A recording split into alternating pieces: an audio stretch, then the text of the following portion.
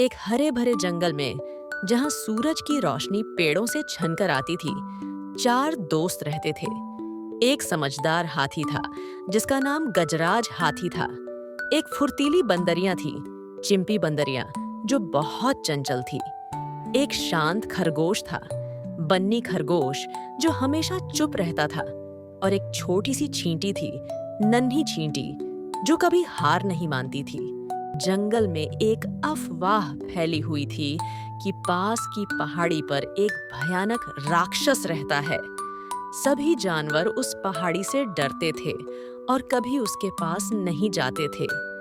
यह अफवाह इतनी फैल गई थी कि अगर किसी जानवर का रास्ता गलती से उस तरफ चला जाता तो वह डर के मारे भाग खड़ा होता था। एक दिन नन्ही चींटी को पता चला कि पहाड़ी के उस पार एक नया और मीठा फल का पेड़ है। वह बहुत उत्साहित हुई और अपने दोस्तों को बताया। चिंपी बंदरियां बोली, नहीं नहीं, वहां राक्षस रहता है, हम नहीं जाएंगे। बन्नी खरगोश भी डर गया और अपने बिल में छिपने लगा। गजराज हाथी भी थोड़ा डरा हुआ था, क्योंकि उसने भी राक्षस की कहानियां सुन रखी थीं। लेकिन नन्ही चींटी बहुत बहादुर थी।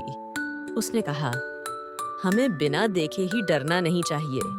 शायद यह सिर्फ एक अफवाह हो, हमें चलकर देखना चाहिए। गजराज हाथी ने हिम्मत की और बोला, ठीक है, हम सब मिलकर चलते हैं। अगर कोई खतरा हुआ तो मैं अपनी ताकत से तुम्हें बचाऊंगा। चिंपी बंदरिया पेड़ों पर से रास्ता देखने लगी और बन्नी खरगोश गजराज हाथी के पास चिपक कर चलने लगा। नन्ही चींटी सबसे आगे थी, हर छोटी से छोटी चीज को ध्यान से देखते हुए। जैसे जैसे वे पहाड़ी के पास पहुंचे, उन्हें एक अजीब सी आवाज सुनाई दी।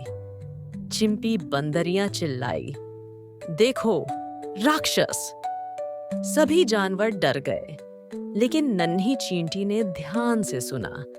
उसने देखा कि वह आवाज असल में हवा के कारण पेड़ों से टकराती हुई पत्थरों की थी। वे और आगे बढ़े।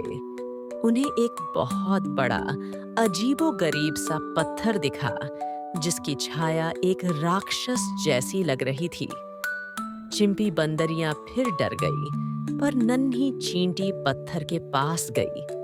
उसने उसे छुआ और पाया कि वह सिर्फ एक साधारण पत्थर था, जिस पर पेड़ों की छाया पड़ रही थी।